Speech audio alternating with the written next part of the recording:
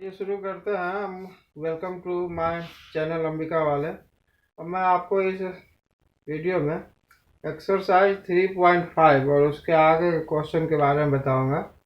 Exercise 3.5 का पहला question है कि आपको दो इक्वेशन एक क्वेश्चन में दिए जा रहे हैं। आप पहले तो ये चेक करिए कि ये जो इक्वेशन है वो क्या यूनिक सोल्यूशन है या नो सोल्यूशन है या इन्फिनिटली मेनी सोल्यूशन है, यानी ये किस कंडीशन को फुलफिल करता है। पहले तो ये पता करिए। उसके बाद यदि आपको लगे कि ये यूनिक सोल्यूशन है यानी कि अद्वितीय हल है, तो ऐसे इक्वेशनों को आप सॉल्व करिए। और किस तरीके से? तो क्रॉस मल्टीप्लिकेशन मेथड। अब आपके सामने ये नया एक तीसरा मेथड आ गया जिसको आप हिंदी में कह सकते हैं वज्र गुणज विधि। यानी कि आपको अलजेब्रिक मेथड में तीन मेथड सिखाए जा रहे हैं। पहले आपने देखा सब्स्टिट्यूशन मेथड जिसको आप कहते हैं हिंदी में प्रतिस्थापन विधि। दूसरा जिसको आप कहते हैं एलिमिनेशन मेथड, इसको आप कहते हैं विलोपन विधि। अब आप आ रहे हैं तीसरे पे जिसको आप कहते हैं cross multiplication method. Cross multiplication method यानी वज्र गुणज विधि, इसको करने के लिए सबसे पहले आपको इसका A1 A2 B1 B2 C1 C2 का कंडीशन देखना होगा कि ये किस कंडीशन को फॉलो करता है। यूनिक सोल्यूशन को फॉलो करता है तब आप इसको उस मेथड से सॉल्व करिए। तो चलते हैं, सबसे पहले हम यहाँ A1 A2 देखते हैं क्या आता है। A1 यहाँ से चलते हैं 2, B1 1 और C को, ये 5 को इधर ले आइए। ये -5 इजकल टू 0 और ये -8 इजकल टू 0 हो जाता है। Then C1 equal to -5। Again A2 equal to 3, B2 equal to 2 and C2 equal to -8 आ जाता है। अब आप इसे A1 B1 C1 के अकॉर्डिंग रखिए। तो आप रखते हैं 2/3 1/2 -5/-8। अब देखिए, आप कह सकते हैं कि ये इसके बराबर नहीं है, यानी A1/A2 not equal to B1/B2। जब ऐसा कंडीशन आ जाए फिर तीसरे तरफ ध्यान देने की जरूरत ही नहीं है, यानी कि ये यूनिक सोल्यूशन का कंडीशन फॉलो कर रहा है। अच्छा, जब यूनिक सोल्यूशन को ये कंडीशन फुलफिल कर रहा है तो अब ऐसे में आप इन सवालों को क्या करेंगे कि क्रॉस मल्टीप्लिकेशन मेथड से इसको सॉल्व करेंगे। अब आइए, क्रॉस मल्टीप्लिकेशन कैसे किया जाता है। इसके लिए आपको याद रखना होगा एक फॉर्मूला जिसको हम कहते हैं 2 3 1 2। 2 3 1 2 का मतलब है कि फॉर्मूला आपको यहाँ से डेवलप करना है। 2 ABC 1 2 3 इस तरीके से हमने इसको बांटा है।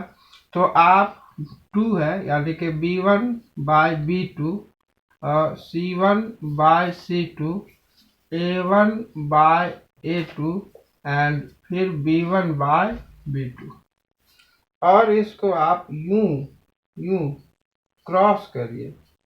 यूं, ये आपको पेपर में बना के नहीं दिखाना है क्योंकि ये शो करने की जरूरत नहीं है, इससे फॉर्मूला डेवलप होता है। आपको वो शो करके दिखाने की जरूरत है। हालांकि आप दिखा दे कोई गलती नहीं है, चल जाएगा। फिर भी आपको अब यहाँ से फॉर्मूला कैसे डेवलप होता है, तो फॉर्मूला डेवलप करने के लिए जो तरीका होता है वो है x/में। अब देखने वाली बात यह है कि ये जो है इसको आपको पहले रखना है, ठीक है, इसको आपको पहले रखना। तो आप x/में B1/C2 B1 into C2 minus B2, यहाँ से चलिए B2 into C1 B2 into C1, ये इक्वल है y/में। अब y के लिए यहाँ से लीजिए C1A2 माइनस C2A1 C2A1। और फिर अगला स्टेप आप एक के लिए लीजिए, A1 B2 A1 B2 minus A2 B1 A2 B1। ठीक है, अब यहाँ पर आप ए बी सी की वैल्यू यहाँ से उठाकर पुट कर दीजिए। ठीक, तो मैं x के लिए B1 C2 B2 C1 इनकी वैल्यू मैंने यहाँ से हर जगह लाकर पुट कर दिया। अब जब आप इसको सॉल्व करेंगे देन x अपॉन में -8 इंटू -10 हो जाएगा, +10 minus minus plus, -8 +10 equal to, फिर y के लिए हो जाएगा -15 + 16 -15 + 16 और फिर ये हो जाएगा 4 - 3। ठीक है, अब इसको आप माइनस कर लीजिए, x अपॉन में 2, y के लिए y अपॉन में 1, देन 1/1। तो यहाँ पर 1/1 का आना जरूरी है। सपोज कीजिए यहाँ 1/1 नहीं आके 1/4 आ रहा है, 1 कुछ भी आ रहा है, तो आप इसी नंबर से जो यहाँ आ रहा है उसी से आप सबको मल्टीप्लाई करिए। फिलहाल आपके पास में 1 आ रहा है, तो अब आपका वैल्यू हो जाता है x = 2 एंड y = 1, और यही इसका आंसर कहलाता है। अब हम चलते हैं क्वेश्चन नंबर सेकंड के फर्स्ट पे। क्वेश्चन नंबर सेकंड का फर्स्ट है कि ये आपको दो इक्वेशन दिया हुआ है, जिसमें ऊपर वाले इक्वेशन का कोफिशिएंट आपको ऑलरेडी डिजिट के रूप में दिए हुए, जबकि इक्वेशन सेकंड का जो कोफिशिएंट है वो a-b और यहाँ a+b के रूप में दिया हुआ है। तो क्वेश्चन कह रहा है कि ये जो दो इक्वेशन हैं, ये दोनों इक्वेशन का कंडीशन है कि ये इन्फिनिटी नंबर ऑफ सॉल्यूशन, यानी कि अपरिमित रूप से अनेक हल वाले सॉल्यूशन को ये फॉलो करता है। और ऐसा कब करता है? जब A1/A2 B1/B2 C1/C2 तीनों आपस में बराबर होता है। यानी कि मैं इसको A1/A2 B1/B2 C1/C2 पर रखूँ तो ये निश्चित रूप से बराबर होना चाहिए। ऐसी स्थिति में A और B का क्या वैल्यू होगा, यही आपको निकालना। तो सबसे पहले आप इसको लेके इधर आइए जो कांस्टेंट टर्म है, तो आप यहाँ से आंसर शुरू कर दीजिए।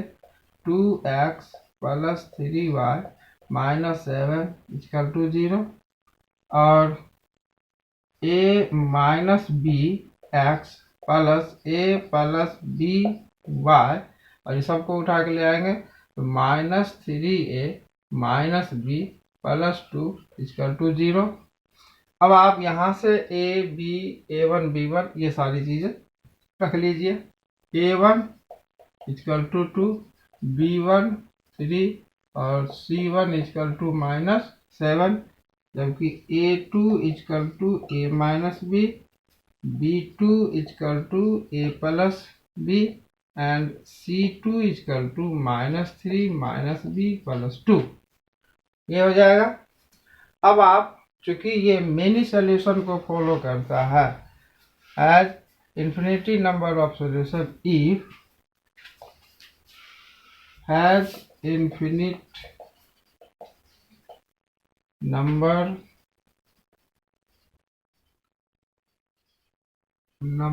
of solution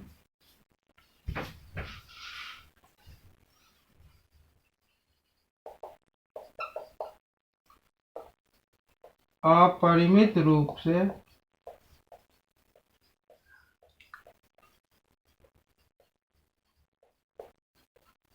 अनेक हल होने पर, आपने क्या पढ़ा था फॉर्मूला इसके लिए? A1/A2 बराबर होता है B1/B2 और बराबर होता है C1/C2 के। इस कंडीशन में ये इक्वल होता है।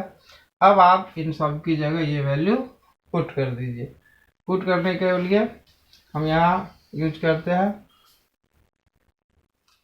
अच्छा मैंने वैल्यू पुट कर दिया यहाँ पर। अब देखिए इसके बाद आप एक बार, क्योंकि ये दोनों बराबर है और ये दोनों बराबर, तो एक बार इसको बराबर पर रखिए और फिर इसको इसके साथ भी बराबर पर रखिए। देन अब आप लिख सकते हैं 2/, ए माइनस बी बराबर है 3/a+b and 2/a-b equal to -7/-3-b+2। यहाँ एक बार क्रॉस कर लीजिए, यहाँ क्रॉस करेंगे ये हो जाएगा 3a minus 3b equal to 2a plus 2b, और इस तरफ यहाँ हो जाएगा 7a minus 7b equal to -6 - 2b+4। ठीक है। अब चूंकि आप बोर्ड वो छोटा वाला, देन अब यहाँ जो वैल्यू है इसको एक तरफ लीजिए, ए को बी को, तो आप लिख सकते हैं 3a minus 2a equal to 2b plus 3b।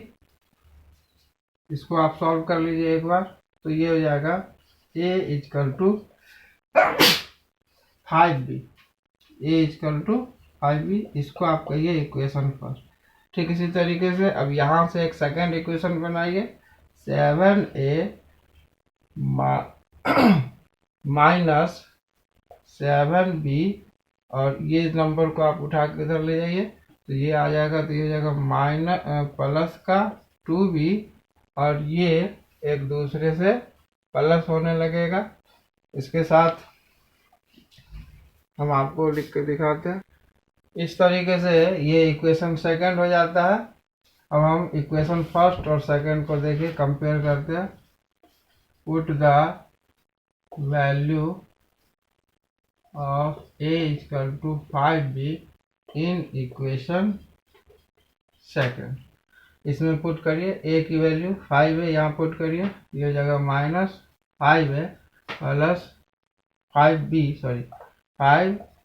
Plus 9b equal to 4, then b equal to 4/4 equal to 1। अब b की वैल्यू निकल गई, b का ये वैल्यू आप इक्वेशन फर्स्ट में रख दीजिए, तो a का वैल्यू निकल जाएगा। Put the value of b equal to 1 in equation first. First में पुट करिए, a equal to 5 × 1, so a equal to 5। अब इस तरीके से a और b की वैल्यू आपको 5 और 1 निकला। चलिए अब हम चल रहे हैं क्वेश्चन नंबर 4 के फर्स्ट पार्ट पे। क्वेश्चन नंबर फर्स्ट है का part of a monthly hostel charge is fixed and the remaining dependent on the number of days one has taken food in the mess. Question कह रहा है कि आप किसी भी छात्रावास में रह रहे हैं, ठीक है, तो वहाँ पर मंथली हॉस्टल जो चार्ज है वो फिक्स है। देखिए ये क्वेश्चन इससे पहले आपने टैक्सी से रिलेटेड एक क्वेश्चन बनाया था, एकदम सेम टू सेम टैक्सी से रिलेटेड। वहाँ टैक्सी का एक फिक्स चार्ज होता था, उसके बाद पर किलोमीटर चार्ज होते थे। यहाँ भी कह रहा है कि मंथली जो चार्ज है रहने का वो फिक्स है, जबकि पर डे मेस में खाना खाने का पर डे वाइज के अकॉर्डिंग अलग अलग चार्जेस लगता है। यानी मंथली चार्ज आपको फिक्स लगेगा। एक दिन आप खाना खाते हैं उसका पैसा प्लस करके, 2 दिन खाना खाते हैं उसको भी प्लस करके, 3 दिन, 10 दिन, 50 दिन, कितने भी दिन खाते हैं उसके अकॉर्डिंग प्लस करके आपको मंथली चार्ज में जोड़ के इंक्लूड करके पे करना पड़ेगा। तो क्वेश्चन कह रहा है कि एक है लड़का जो कि 20 दिन खाना खाता है मेस में, और इस तरीके से उसे 1000 रुपीज़ पे करने होते हैं।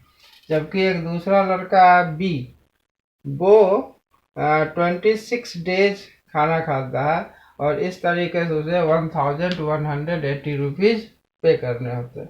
तो आपको ये बताना है कि फिक्स चार्ज क्या है और पर डे का चार्ज क्या है, यही आपको निकालना है। जैसे आपने वहाँ पर फिक्स चार्ज निकाला था, यहाँ भी आप फिक्स चार्ज लिखिए। मान लीजिए कि आप फिक्स चार्ज x है और पर डे चार्ज जो है वो y है। चलिए लिखते हैं, let the fixed charge be x and per day mess charge b y. माना कि मासिक किराया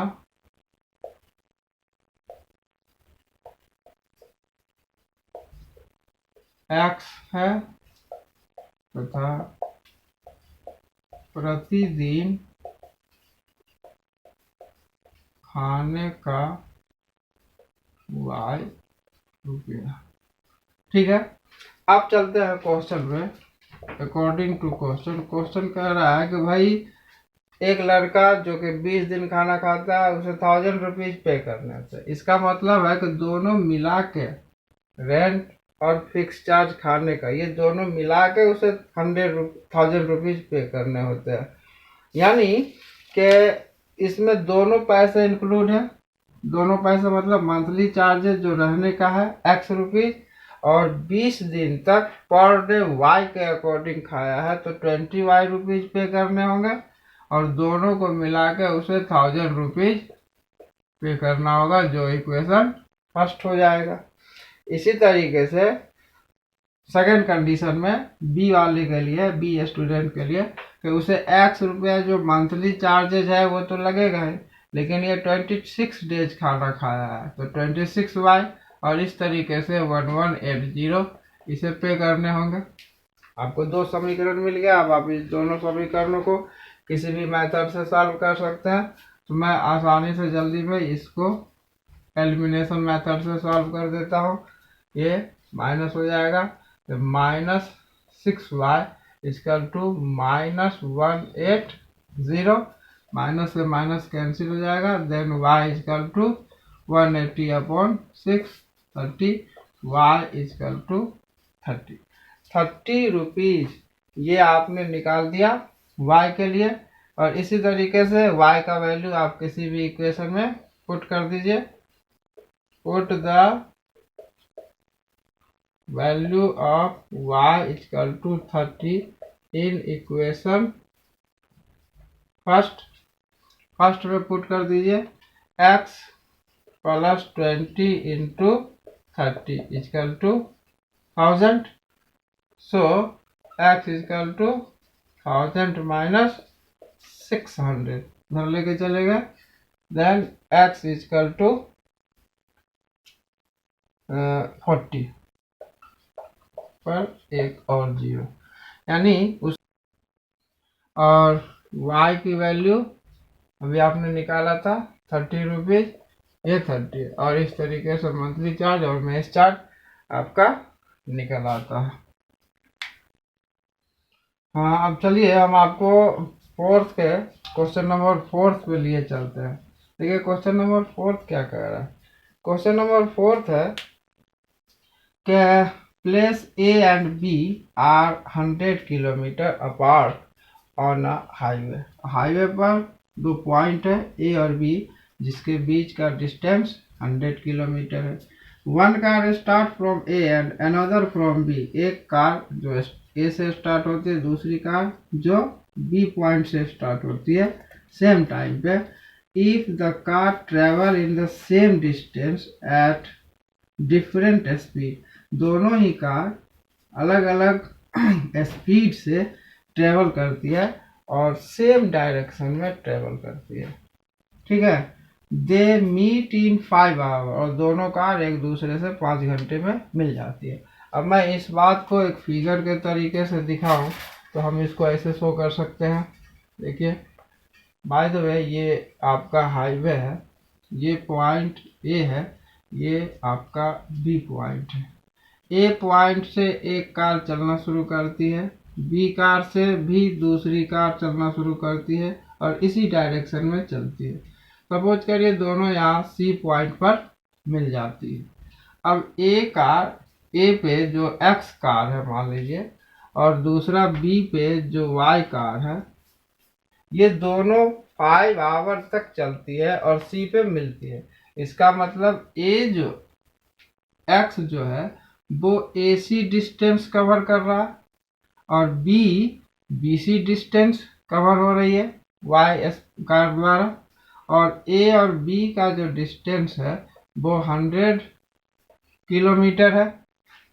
ठीक है, और ये ए से भी AC 5 आवर लगता है, बी से भी BC को 5 आवर लग रहा है। अब आपको बताना है कि दोनों कारों की स्पीड क्या है। तो आप मान लीजिए कि ए से जो चलने वाली कार है वो x की स्पीड से चल रही है और बी से जो कार चल रही है वो y की स्पीड से चल रही है। ठीक है, अब आप लिखिए let the speed of car x be x kilometer per hour and speed of car y be y kilometre per our. x वाली car x kilometre per our के स्पीड से, y वाली car y kilometre per our की speed से चलती है। तो अब देखिए पहले कंडीशन में क्या होता है। केस वन, केस फर्स्ट, पहली स्थिति में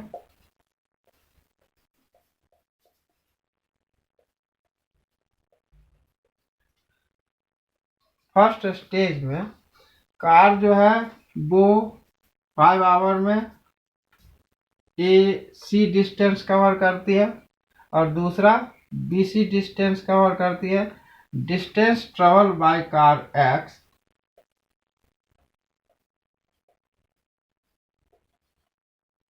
distance travel by car X equal to AC equal to 5x kilometre. AC की दूरी 5x kilometre. Again distance travel by car Y, distance travel by car Y ये BC डिस्टेंस कवर करती है और 5 our में 5y डिस्टेंस कवर करेगी। अब इस तरीके से इसने 5x किया, इसने 5y किया। अब मैं बड़े वाले में से छोटा वाला डिस्टेंस माइनस कर दूं तो मुझे ये 100 किलोमीटर जो इसके बीच का डिस्टेंस है ये बच जाना चाहिए, क्योंकि ए और बी का जो डिस्टेंस है वो 100 किलोमीटर है। तो clearly 5x minus 5y equal to 100। Again 5 common ले ले, x minus y equal to 20। ये आपका हो गया इक्वेशन फर्स्ट। अब चलिए आपको हम इक्वेशन सेकंड पर ले चलते हैं। सेकंड कंडीशन में कह रहा है कि ए पॉइंट से कार बी के डायरेक्शन में जाती है और बी पॉइंट से कार जो है वो ए के डायरेक्शन में आती है, यानी ये दोनों ही कार एक दूसरे के विपरीत डायरेक्शन में आ रही है। तो दोनों ने टोटल 100 किलोमीटर डिस्टेंस कवर किया, जबकि इसकी स्पीड x किलोमीटर है और इसकी स्पीड y किलोमीटर है। तो जब एक दूसरे के अगेंस्ट विपरीत दिशा में ट्रेवल करते हैं तो दोनों की स्पीड प्लस हो जाती है। ठीक है, तो सेकंड केस, दूसरी स्थिति में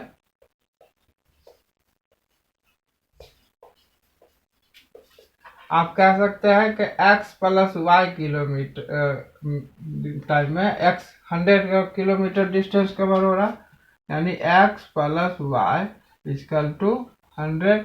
ये आपका इक्वेशन सेकंड हो जाता है। ठीक है, अब इन दोनों इक्वेशनों को सॉल्व कर दीजिए किसी भी मेथड से। 2x ये माइनस हो गया equal to 120, then x equal to 20/2 so 60। X की वैल्यू आपने निकाल दिया 60 किलोमीटर पर आवर। अब ये वैल्यू आप किसी भी इक्वेशन में रख दीजिए। Put the value of x equal to 60 in equation first में वैल्यू रख देते हैं। Then 60 minus y equal to 20।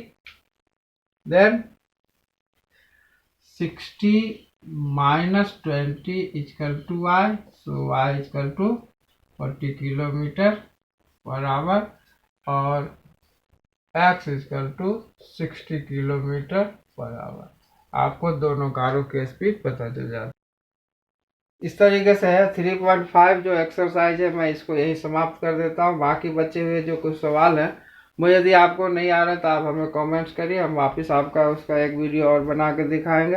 अब हम अगले एक्सरसाइज 3.6 को हम नेक्स्ट वीडियो में आपको बताएंगे। उसके पहले आप देख लीजिए, अगर आपको यह वीडियो पसंद आ जाए तो कृपया लाइक सब्सक्राइब शेयर भी करिए।